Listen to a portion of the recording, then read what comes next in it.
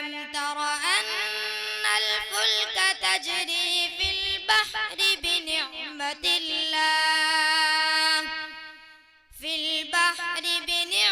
الله ليريكم من آياته إن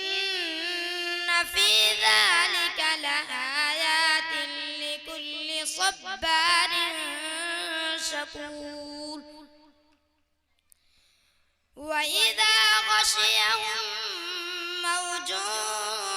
كالظلل دعوا الله مخلصين له الدين فلما نجاهم إلى البر فمنهم مقتصد وما يجحد بآياتنا إلا كل ختار كفور يا أيها الناس اتقوا ربكم واخشوا يوما لا يجزي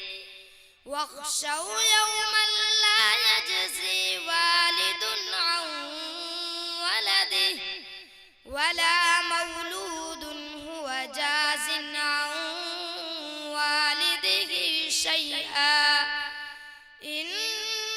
وعد الله حق فلا تغرنكم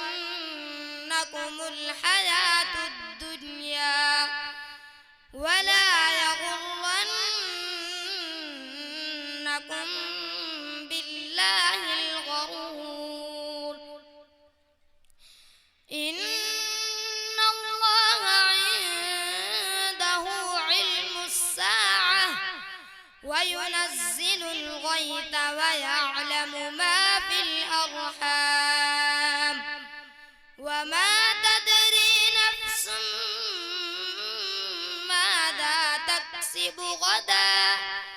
وما تدري نفس بأي أرض